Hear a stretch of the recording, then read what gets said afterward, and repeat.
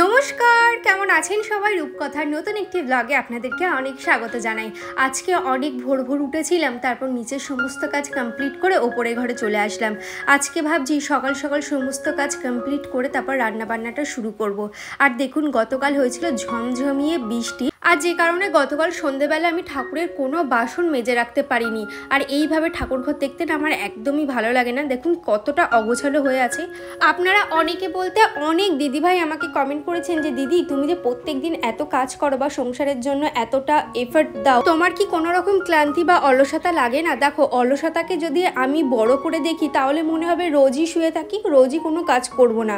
তবে একটা দিন যদি আমি কাজ বাকি রেখে ঘুমিয়ে পড়ি, পরের দিন কিন্তু সেই কাজটা মনে হবে পাহাড় সমান। যে কাজটা করতে আমার 5 মিনিটও লাগবে না, সেই কাজটা যদি আমি ফেলে রেখে জমিয়ে রাখি তাহলে পরের দিন সেটা করতে আমার পাহাড় সমান পরিশ্রম লাগবে। আর এমনই মনে হবে। আর বডিকে আমি যত রেস্ট দেব, বডি ততই রেস্ট করবে, তখন আর কোনো কাজে মনই লাগবে না। তাই যখনকার কাজ আমি তখনই করে নেওয়ার চেষ্টা করি, আর সবসময় চেষ্টা করি আমার বিশ্রামের টাইমটুকু আমি ঠিক পারফেক্টভাবে বের করে নেব। তো সেইভাবেই আমি ভাগ ভাগ করে কাজ করি। ভাগ ভাগ করে কাজ করলে কি হবে, নিজের শরীরের প্রতিও যত্ন থাকবে এবং সংসারের সব কাজ পরিষ্কার পরিচ্ছন্নভাবে স্মুথলি হয়ে যাবে, তাই না? আর এদিকে দেখুন, আমি সমস্ত ঘরের ঝাড় দিয়ে নিচ্ছি। আর ওপরের ঘরটা না এখন একটু ময়লাই হচ্ছে। আমি আমার কর্তা মশাইকে যত বলি যে তুমি ওপরের ঘরে একদম ময়লা করবে না, ওই যে ওপরের ঘরে ব্যায়াম ট্যাম করে, তো সেক্ষেত্রে এটা ওটা সেটা ছড়িয়ে ছিটিয়ে থাকে, তো আর যে কারণে। আর এদিকে দেখুন হালকা হালকা রোদ উঠেছে, আর আমি গাছগুলোকে কাটিং করেছিলাম, খুব সুন্দরভাবে কচিয়ে উঠেছে। এখন ফ্রেশ হয়ে নেব, তারপরে যাব একটু চা বানাবো।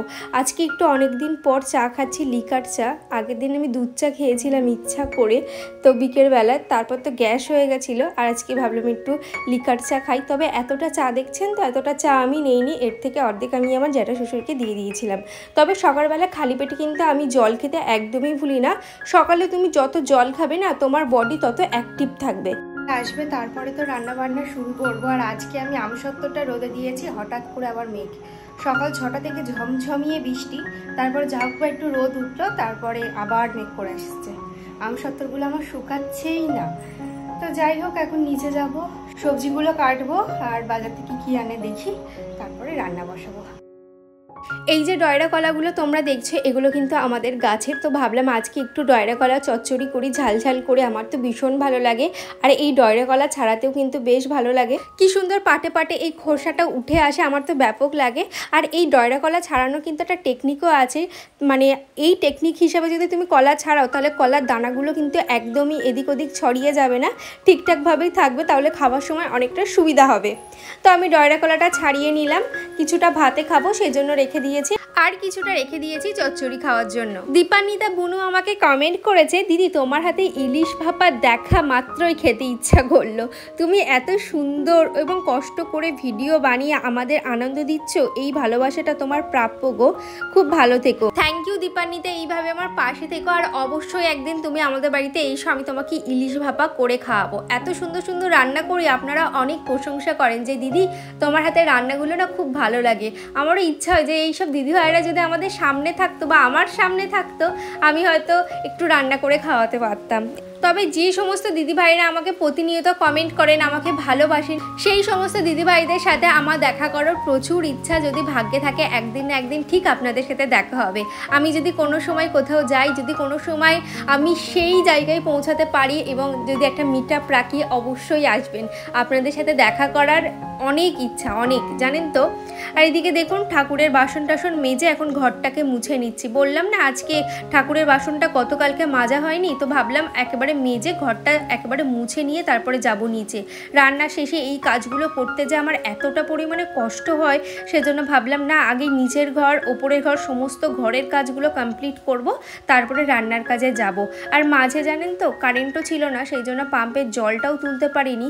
তবে ভাবছি এবার কারেন্ট আসলে জলটাও তুলে রাখবো। আর এদিকে একটু উষ্ণ গরম জলে আমি কটা শুকনো লঙ্কা ভিজিয়ে রাখলাম। আজকে পেঁয়াজ আদা রসুন দেখে মনেই হচ্ছে না কিছু একটা রান্না হবে। হ্যাঁ গো, আজকে হবে মাটন, আর সাথে এনেছিল একটু টেংরি, তো সেটাই রান্না করব।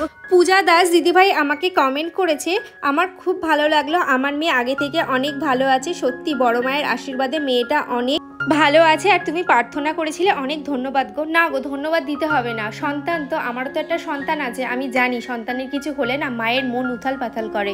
তো আমি বুঝতে পারছিলাম যে তো ওই সময়টায় তোমার মনের মধ্যে কি চলছিল, সেই জন্যই আরও ভালোভাবে তোমার মনের সাহস জোগানোর জন্যই আমি ভগবানের কাছে প্রে করি সবার সন্তান সবার কোলে সুস্থ থাকুক এবং ভালো থাকুক। আর এদিকে দেখুন আমি ডয়রা কলা আলুটা বসিয়ে দিয়েছি, এটা কিন্তু খুব সুন্দরভাবে ঝালঝাল করে চচ্চড়ি করব। আহির ব্যানার্জি আমাকে কমেন্ট করেছে খুব ভালো লাগলো ব্লগটা, ম্যাগি রেসিপিটা এবং ইলিশ মাছটা খুব ভালো লাগলো। থ্যাংক ইউ গো, এইভাবে আমার পাশে থেকো। পম্পা দিদিভাই আমাকে কমেন্ট করেছে প্রত্যেক দিনের মতন আজকের ভিডিওটা খুব ভালো হয়েছে গো রূপকথা, ভালো থেকো, তুমিও ভালো থেকো এবং সুস্থ থেকো, এবং আমার এই প্রত্যেকটা ব্লগ আপনাদের কেমন লাগছে অবশ্যই জানিও। মৌ লাইফস্টাইল অ্যাকাউন্ট থেকে দিদিভাই আমাকে কমেন্ট করেছে খুব ভালো লাগলো ভিডিওটা। আমারও জানো তো কাঁকরোল খেতে ভালো লাগে, তবে ওই আলু ভাজার মতন কুচিয়ে দিলে আরও ভালো লাগে। ওদিকে ডয়রা কলা আলুর তরকারিটা করে রেখে স্নানটা সেরে নিয়েছিলাম, তারপরেই যাব পুজো করতে, পুজো করার পরে মাটনটা রান্না করব।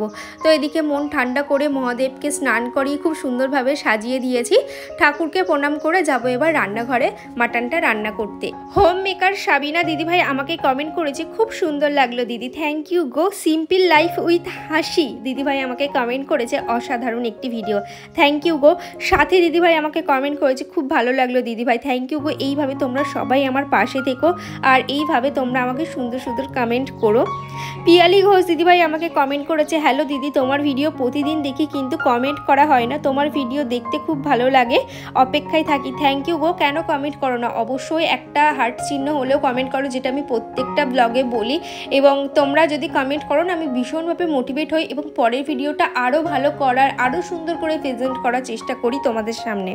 প্রিয়ার্স লাইফস্টাইল অ্যাকাউন্ট থেকে দিদিভাই আমাকে কমেন্ট করেছে প্রতিদিনের মতন আজকেও তোমার ভিডিওটা দেখে নিলাম, এত ভালো ভিডিও করো কিছু লেখার থাকে না, আমারও নতুন ঘর হচ্ছে, ইচ্ছা আছে তোমার মতন করে সুন্দর করে সাজিয়ে রাখার, মাম্মামকে অনেক আদর। থ্যাংক ইউ গো, এইভাবে আমার পাশে থেকো আর অবশ্যই নিজের যা স্বপ্ন আছে সেগুলো একটু একটু করে পূরণ করো। এদিকে দেখুন দুপুরবেলা খাওয়া দাওয়া করার পর সমস্ত বাসনটা মেজে নিলাম, তারপরে এই রান্নাঘরটাকেও মুছে নিচ্ছি। তাহলে চলুন ব্লগটার বড় করছি না, দেখা হচ্ছে নেক্সট ব্লগে, ততক্ষণ সবাই সুস্থ থাকবেন, ভালো থাকবেন এবং রূপকথার পাশে থাকবেন। টাটা।